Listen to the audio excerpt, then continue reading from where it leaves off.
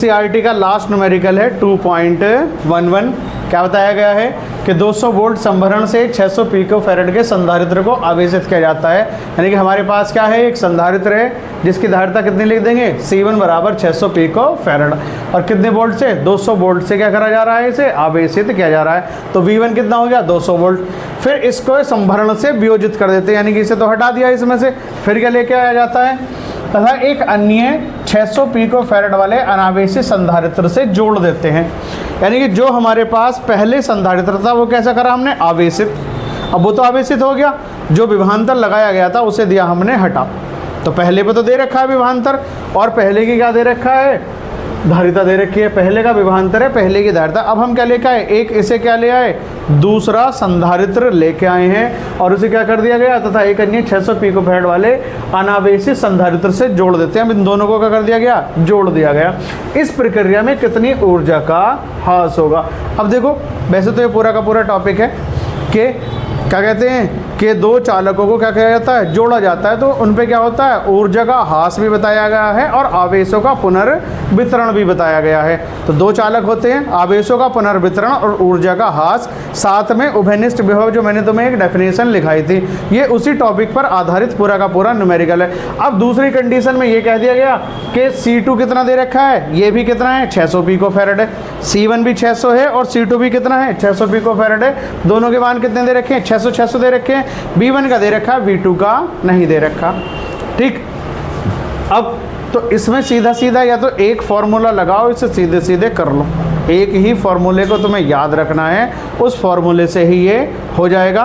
तो वैल्यू लिख लो सबसे पहले, तो जो जो वैल्यूज़ की दे रखी हैं, देखो क्या क्या वैल्यू है। कितने वोल्ट का संभरण जोड़ रखा है पहले, V1 बराबर कितना है, 200 वोल्ट। एक अन्य 600 पिको फैरेड, इसे C1 मान लो, कितनी है, 600 पिको फैरेड, या 6 गुणा 10 की घात माइनस 10 कितना आ जाएगा, ये फैरेड आ जाएगा। तो फैरेड में हमने इसे कन्वर्ट कर लिया। होनी तो -12 थी, लेकिन 2 जीरो कम हो जाएंगे तो कितनी हो जाएगी, 10 की घात माइनस से 10 पिको फैरेड हो जाएगी। संभरण से वियोजित कर देते हैं। एक अन्य 600 पिको फैरेड वाला और है, C2 बराबर यहाँ भी कितना है, 600 पिको फैरेड है, तो ये भी कितना हो जाएगा, 6 गुणा 10 की घात माइनस 10 फैरेड। इस प्रक्रिया में कितनी ऊर्जा का ह्रास होगा। तो अब क्या हटा दिया गया है, संभरण हटा दिया गया है, तो दूसरी का जो विभव बताया जाएगा वो कितना हो जाएगा, 0 हो जाएगा। तो संभरण हटा दिया गया है, तो V2 बराबर कितना होगा, अब इसके लिए 0 हो जाएगा। तो अब दोनों चीज़ों की वैल्यू इसमें आ रही है, किस किस की है, V1 है और V2 है, C1 है और C2 है। तो ऊर्जा का ह्रास का सीधा सीधा फॉर्मूला है। ऊर्जा का क्या बताना है तुम्हें, ह्रास बताना है, इस प्रक्रिया में कितना हुआ है, यानी कि एनर्जी का लॉस कितना हुआ है वो बताना होता है। स्क्वायर, और ऊपर कितना दे रखा है, C1 C2। अब चाहे तो इसे अलग लिख सकते हो, कितना है, 1/2 गुणा C1 C2 बटे C1 प्लस C2 और V1 माइनस V2 का कितना है, होल स्क्वायर दे रखा है। देखो C1 C2 को भी जोड़ेंगे और V1 माइनस V2 से भी क्या आएगी वैल्यू, एक पॉजिटिव वैल्यू ही प्राप्त होती है। तो होता क्या है कि जब भी हम किन्हीं दो चालकों को जोड़ते हैं, किसे जोड़ते हैं, दो चालकों को जोड़ते, तो आपने देखा होगा हल्की सी चिंगारी दिखाई देती है। कभी कभी तार क्या हो जाते हैं, गर्म भी हो जाते हैं। तो एनर्जी का लॉस जरूर होता है, और किस किस रूप में होता है, आवाज़ दिखाई देती है, जब तुम करोगे तो चट चट की सी आवाज़ आती है, तो यानी कि एनर्जी के रूप में। दूसरा चिंगारी के रूप में, चिंगारी निकलती है यानी कि प्रकाश कह सकते हो, और तार क्या हो जाता है, गर्म हो जाता है। तो 3 रूप में एनर्जी का क्या होता है, लॉस होता है, जब भी हम दो चालकों को एक दूसरे से जोड़ते हैं। तो वही ये एनर्जी बतानी है कि आखिर उस कितनी एनर्जी का लॉस होता है जब हम किसे जोड़ रहे हैं, दो संधारित्रों को जोड़ रहे हैं। तो 3 प्रकार से बताया गया है, कौन कौन से होते हैं। एक तो ध्वनि के रूप में होता है क्योंकि आवाज़ आती है, दूसरा तार गर्म हो जाता है, और तीसरा क्या, प्रकाश यानी कि चिंगारी उत्पन्न होती है। तो तीनों के ही रूप में क्या हो जाता है, एनर्जी का लॉस होता है। कब, जब दो चालकों को एक दूसरे से क्या किया जाता है, जोड़ा जाता है। अब इनमें तुम्हारे वैल्यू दे रखी है, सारी वैल्यू इनमें लगा दो और ये सॉल्व तुम्हारा हो जाएगा। C1 C2 की वैल्यू कितनी है, 6 गुणा 10 की घात माइनस 10 और 6 गुणा 10 की घात माइनस 10 हो गया। नीचे कितना है, 6 गुणा 10 की घात माइनस 10 और प्लस 6 गुणा 10 की घात माइनस 10 गुणा V1 माइनस V2। अब V1 की वैल्यू तो कितनी है, 200 और माइनस 0, और इसका क्या हो जाएगा, स्क्वायर। अब देखो ऊपर तो चाहे कितना कर सकते हो, 6 6 36 कर लो, या 2 से इसे काट दो, कितनी बार कटेगा? 3 बार, और 3 छंग 18, और गुणा 10 की घात माइनस कितनी हो गई? 20 हो गई। इतना हो चुका है। अब ये भी 6 है, ये भी 6 है, तो कितना हो जाएगा? 12 हो जाएगा। और पावर कितनी आ जाएंगी? कॉमन आ जाएंगी, तो ये आ जाएगा 12 गुणा 10 की घात माइनस 10। यहाँ से कितना आ जाएगा? इसका पूरे का स्क्वायर कर दो, 4 और गुणा 10 की घात 2 ये हैं, 2 ये हो गई, तो कुल मिला के कितनी होगी? 4 हो गई। तो 10 की घात कितनी आ जाएंगी? 4। अब इसे सॉल्व कर लो। 4 तिया 3, और 3 से कितनी बार जाएगा? 6 बार, तो 6 तो आ चुका। अब पावर देख लो, यहाँ कितनी हुई? 10 ये जाके इससे मिलेंगी तो कितनी हो जाएंगी? 14, तो 10 की घात माइनस कितनी बची? 6। इतने क्या आ जाएगा आंसर? इतने जूल आ जाएगा।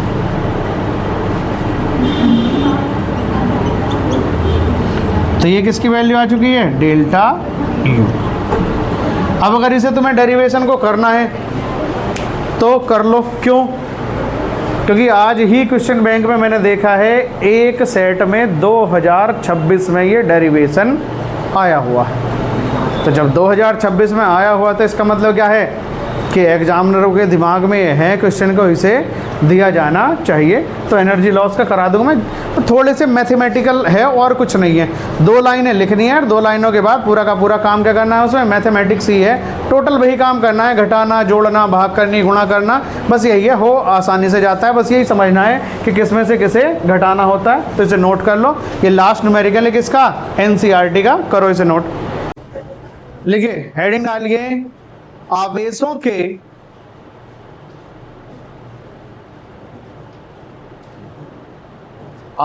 के पुनर्वितरण में,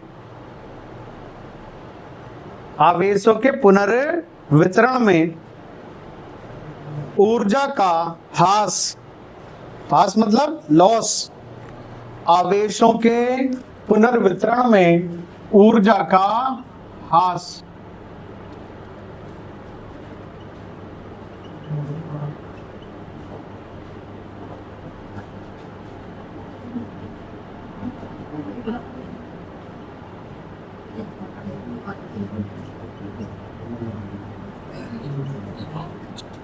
अनुपात का चिन्ह लगा के क्या लिख देंगे?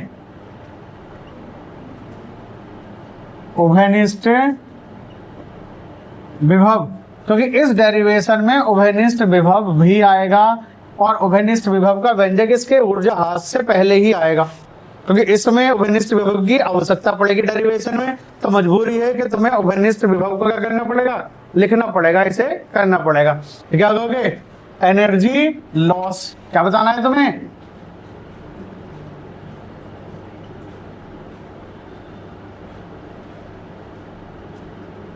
Loss of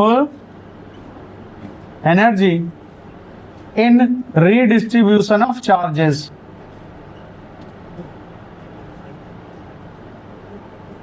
redistribution of charges. और उभयनिष्ठ विभव क्या बताया था तुम्हें? Common potential. Common potential. Loss of energy in redistribution of charges, common potential.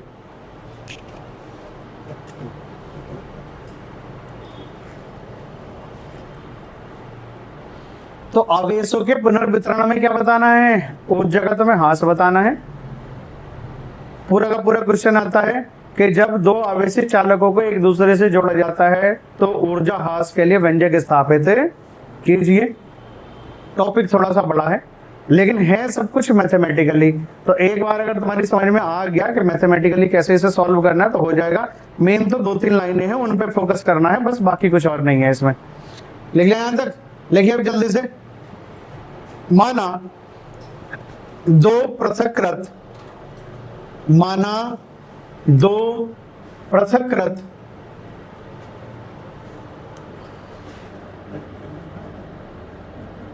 माना 2 पृथक्कृत मतलब अलग अलग, माना 2 पृथक्कृत गोलीय चालक ए व बी, या केवल चालक ही लिख सकते हो, उससे फर्क नहीं पड़ रहा है। माना 2 पृथक्कृत चालक ए व बी जिनकी धारिताएं C1 व C2 हैं, जिनकी धारिताएं C1 व C2 हैं। माना दो पृथक्कृत चालक A व B, जिनकी धारिताएं C1 व C2 हैं, जिनकी धारिताएं C1 व C2 हैं। जब इन्हें क्रमशः Q1 व Q2 आवेश दिया जाता है, जब इन्हें क्रमशः Q1 व Q2 आवेश दिया जाता है, Q1 व Q2 आवेश दिया जाता है, तो इनके विभव क्रमशः V1 व V2, तो इनके विभव क्रमशः V1 व V2 हो जाते हैं। तब इनके विभव क्रमशः V1 व V2 हो जाते हैं, तब विभव वाला V बनाना है, V1 व V2 हो जाते हैं तब। तो पहले तो ये चित्र बना लेना है, अभी सिर्फ इतना ही बनेगा, थोड़ी देर में और इसमें और चेंज किया जाएगा। तो क्या लिख दोगे? इन पर आवेश कितना हो जाएगा? Q1 is equal to C1 V1 और Q2 इज इक्वल टू हो जाएगा C2 V2। तो एक साइड में कुछ चित्र बना दो, तीन लाइनों में से बना दो, दो लाइनों में से बना दो, और दो लाइनें ये नीचे को खींचने के लिए इस तरीके से। तो कितनी लाइनें यूज करनी है? तुम्हें 5 से 6 लाइनें यूज करनी है। ये चित्र बनाना है और इन पर आवेश कितना लिख देने हैं? Q1 बराबर C1 V1 और Q2 बराबर C2 V2। ये जगह छोड़ दो, बाद में बना लियो, केवल ये वाली लाइन नोट कर लो जल्दी से। चित्र बना लियो क्योंकि और थोड़ा सा बनेगा चित्र। अभी मना करिए चित्र नहीं बनाना, फिर भी चित्र बनाने के लिए लग गए। ये दोनों लाइनें लिखो जल्दी से। इन पर आवेश Q1 is equal to C1 V1, Q2 is equal to कितना हो जाएगा? C2 V2। चित्र तो साइड में को बन जाएंगे, बहुत जगह है। इन दोनों लाइनों के साइड में तुम्हें जगह मिलेगी कॉपी में लिखने के लिए। बनाओ जल्दी से। Q1 is equal to C1 V1 और Q2 इज इक्वल टू कितना लिख दिया? C2 V2। हो गया यहां तक? अब लिखो नेक्स्ट लाइन से। जब दोनों चालकों को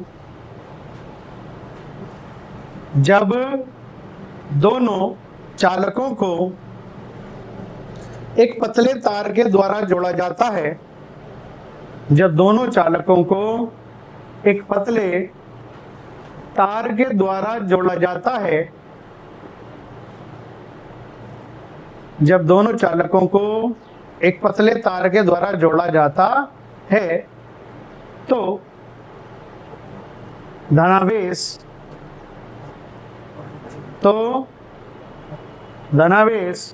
उच्च विभव वाले चालक से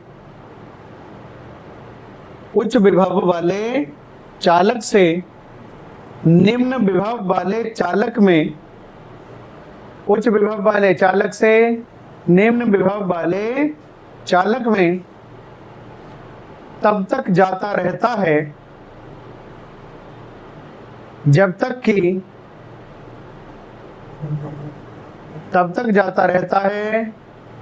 कि दोनों के विभव समान न हो जाएं।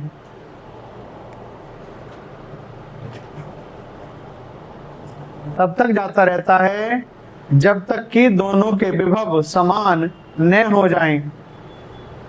इसे उभयनिष्ठ विभव V कहते हैं। इसे उभयनिष्ठ विभव, जब तक कि दोनों के विभव समान न हो जाएं, जब तक कि दोनों के विभव समान न हो जाएं, इसे उभयनिष्ठ विभव V कहते हैं। विभव वाला V बना देंगे, उभयनिष्ठ विभव V कहते हैं। अब देखो इसे समझो, क्या बताया गया है कि हमारे पास दो चालक हैं। पहले कितना था धारिता C1, इसकी कितनी C2। आवेश कितना दिया पहले को Q1, दूसरे को Q2, तो विभव कितने हो गए? इसका V1 हो गया, इसका V2 हो गया। तो सूत्र कितने बन चुके हैं? Q1 इज इक्वल टू है C1 V1 और Q2 इज इक्वल टू है C2 V2। अब हमने क्या किया? दोनों चालकों को एक तार के द्वारा क्या कर दिया गया? जोड़ दिया। जैसे में भी सवाल आया था कि उसमें क्या थे? दो संधारित्र थे, दोनों को क्या कर दिया गया? जोड़ दिया गया। तो अब हमने इन्हें भी क्या किया? कि एक चालक तार के द्वारा जोड़ दिया जाता है। अब देखो ये चालक बड़ा है, ये छोटा है, इसका विभव ज्यादा है, इसका विभव कम है, तो धनावेश इस वाले चालक से इस वाले चालक में तब तक जाता रहता है जब तक कि दोनों के विभव समान नहीं हो। वैसे ही मैंने तुम्हें विभव वाले चैप्टर में पहले ही बता रखा है, क्या बताया था कि धनावेश हमेशा कहाँ जाता है, उच्च विभव वाले चालक से निम्न विभव वाले चालक में जाता रहता है। और ऋणावेश क्या होता है, निम्न विभव वाले चालक से कहाँ जाता है, वो उच्च विभव वाले चालक में जाता है। तो उच्च विभव वाले से निम्न विभव वाले में जाता रहता है जब तक कि दोनों के विभव समान न हो गए। जुड़ने से पहले तो V1 और V2 थे, जब इन्हें दोनों को क्या कर दिया गया, जोड़ दिया गया, तो अब कॉमन पोटेंशियल हो चुका है, यानी कि अब दोनों का एक ही विभव है, जिसे हमने क्या बताया, उभयनिष्ठ विभव बताया, और इसका मान कितना रख दिया तुमने, V रख दिया। तो उभयनिष्ठ विभव कितना हो जाएगा,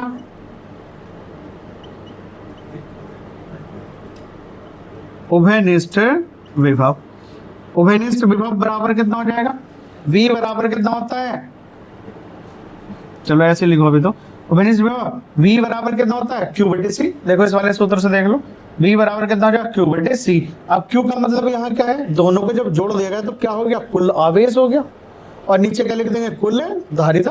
भाई आवेश बटे धारिता ही तो होगी। अब दोनों जब एक ही जगह हो गए तो विभव कितना हो जाएगा, कुल आवेश, और बटे कितना हो जाएगा, कुल धारिता के हो जाएगा। अब इसे किससे लिखेंगे, V से। कुल आवेश कितना हो जाएगा, Q1 प्लस Q2, और धारिता कितनी हो जाएगी, C1 प्लस C2 हो जाएगी। ये हो गया। अब इसे V बराबर Q1 की वैल्यू ये वाली लगा दो, C1 V1, Q2 की वैल्यू यहां से लगा दो, C2 V2, और बटे C1 प्लस C2, यानी कि ये हमारे पास आ चुका है उभयनिष्ठ विभव। अब उभयनिष्ठ विभव आ चुका है। अब जब ये उभयनिष्ठ विभव होगा तो क्या होता है, एक में से आवेश दूसरे में जाएगा। तो अब अगर हमें लिखना है, अब उभयनिष्ठ विभव था, ये वाला हेडिंग तो पूरा हो चुका, अब हमें क्या लिखना है, ऊर्जा में ह्रास लिखना है। अब इसका मतलब समझ रहे हो ऊर्जा में ह्रास किस तरीके से, भाई पहले क्या है कि इस वाले चालक की धारिता क्या होगी, जोड़ने से पहले, जोड़ने से पहले अगर हम कुल ऊर्जा लिखें तो पहले वाले की ऊर्जा अलग लिखी जाएगी, U इक्वल टू कितना होगा, हाफ C1 V1 का स्क्वायर। दूसरे वाले की कितने लिखोगे, हाफ C2 V2 का स्क्वायर, और दोनों को क्या कर दोगे, जोड़ दोगे। तो तुम्हारे पास जोड़ने से पहले ऊर्जा आएगी, पहले वाले की ऊर्जा ली, दूसरे वाले की ऊर्जा ली, दोनों को क्या कर दिया तुमने, जोड़ दिया, तो ये क्या होगी, जोड़ने से पहले हो गई। अब जोड़ने के बाद आ जाओ, तो अब जो हम V1 और V2 दोनों के लिए अलग अलग ले रहे थे, अब अलग अलग थोड़ा ही ना रहा, अब कौन सा बन चुका है, ये आ गया। अब तो धारिताएं तो अलग अलग हैं, पहले की C1 है, दूसरी कितनी है, C2 है, परंतु विभव क्या होगा, दोनों के कॉमन हो चुका है, जिसे हमने क्या कहा है, उभयनिष्ठ विभव। तो बाद में कितनी ऊर्जा हो जाएगी, हाफ C1 प्लस C2, और V का सीधे सीधे स्क्वायर हो जाएगा। किसका स्क्वायर हो जाएगा, V का स्क्वायर हो जाएगा। तो उभयनिष्ठ विभव यहां तक हो चुका। अब सिर्फ तुम्हें एक छोटा सा हेडिंग इसमें क्या डालना है, ऊर्जा का ह्रास डालना है, ऊर्जा ह्रास, बस इसे देख लो थोड़ा सा। ये अब ये जो दोनों लाइनें बताई हैं, दोनों को लिखना है। पहले वाली जो पहले ऊर्जा थी, अब जब बाद में हमने ली ऊर्जा, तो बाद में तो ऊर्जा कुछ ना कुछ घटेगी। अब तो पहले वाली ऊर्जा में से जोड़ने से पहले की जो कुल ऊर्जा है और जोड़ने के बाद की जो कुल ऊर्जा है, दोनों को क्या कर लेंगे, घटा लेंगे। तो घटाने से हमें ये पता चल जाएगा कि कितनी एनर्जी का लॉस हुआ है। किस तरीके से, मान लो तुम्हारे पास 100 रुपए थे, 20 रुपए तुमने किसी को दे दिए, तो तुम्हारे पास कितने बचे, 100 में से क्या घटाओगे, 20, यानी कि पहले वाले में से क्या घटा रहे हो तुम, बाद वाला घटा रहे हो।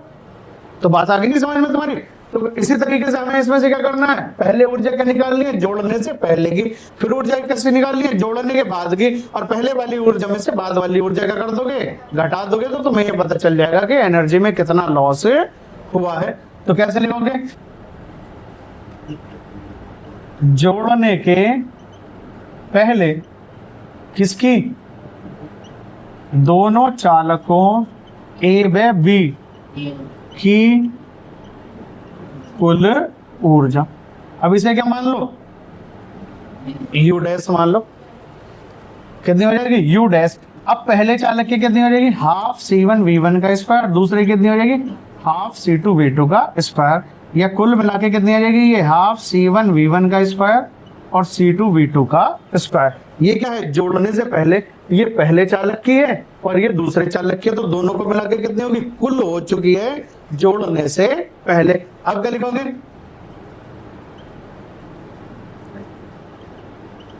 किन्हें, दोनों चालकों को जोड़ने के बाद कुल ऊर्जा। अब U बराबर, तो इसे क्या लिख दो, U डबल डैश लिख दो, चाहे तो इसे U ही लिख सकते हो, इसे सिंगल U लिख दो, अगर ज्यादा लग रहा है तो दो बार U डैश और U डबल डैश आ रहा है।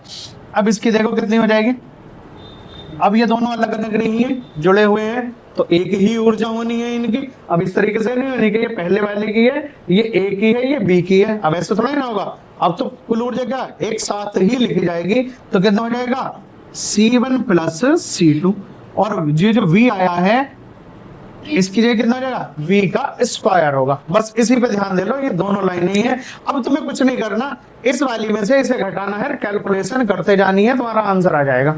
अब सिर्फ जो बची है वो क्या बची है, कैलकुलेशन बची है, क्या कि इसमें से इसे घटाना है। अब देख लो, समझ लो, पहले वाले की ऊर्जा कितनी, हाफ CV स्क्वायर होता है, तो C1 V1 का स्क्वायर किसकी आ गई, पहले जोड़ने से पहले। अब दूसरे वाले कितनी है, हाफ C2 V2 का स्क्वायर, दोनों को जोड़ दे तो दोनों की क्या आ गई है, जोड़ने से पहले कुल ऊर्जा आ चुकी है। अब हमने फिर दोनों को पतले तार के द्वारा जोड़ दिया, तो विभव कहाँ हुआ, कॉमन हो गया कि इसमें से धनावेश इसमें तब तक गया जब तक कि दोनों के विभव समान ना हो गए, और वो समान विभव कितना आया, V आया है। तो अब जोड़ने के बाद चालकों की क्या लिख दोगे, कुल ऊर्जा।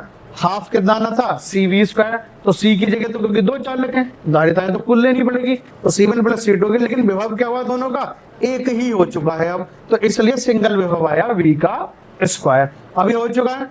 अब तुम क्या लिख दोगे, ऊर्जा का क्या बताना है तुम्हें, हास बताना है।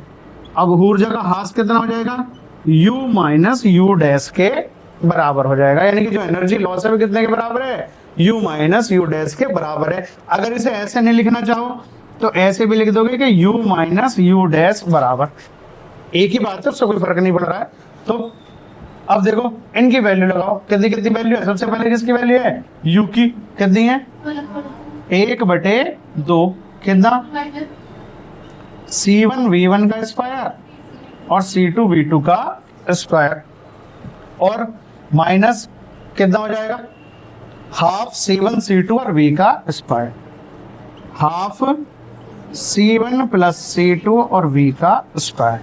अब इसे यहां से शुरू कर लो और इस V की वैल्यू यहां से उठाकर लगा दो।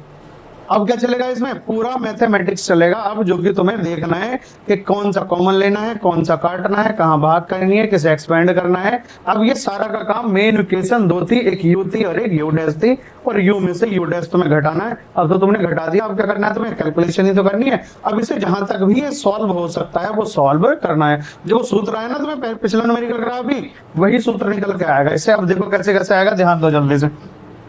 देखो 1/2 इतनी वैल्यू तो पहले ही कॉमन ले लो, तो 1/2 तो आ चुका है, पहले ही आ गया। अब देखो इसे कितना बचाइए, C1 V1 का स्क्वायर और C2 V2 का स्क्वायर, माइनस कितना है, C1 प्लस C2 है।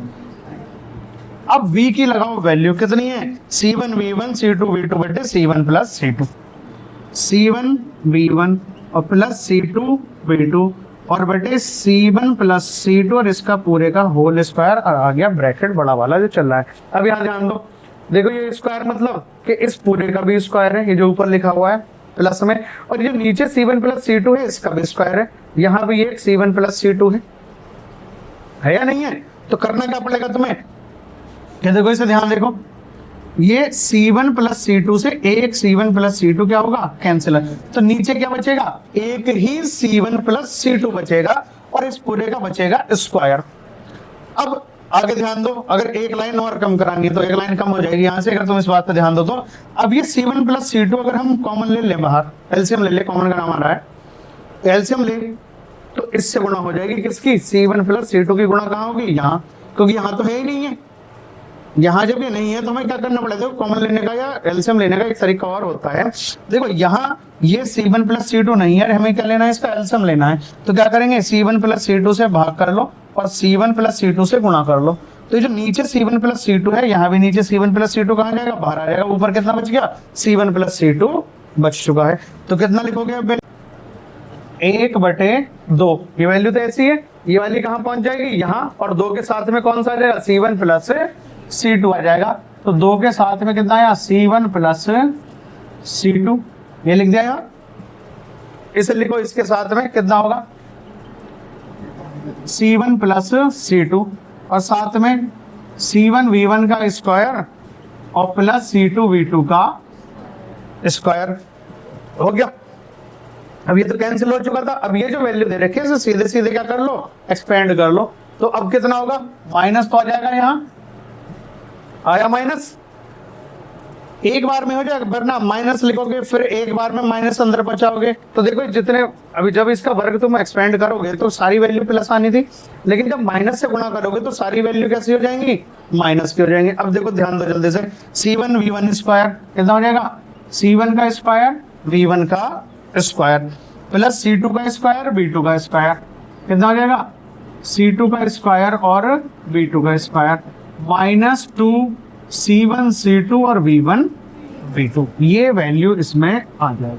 अब इसकी गुणा इसमें कराओ, अंदर कितनी आ जाएगी,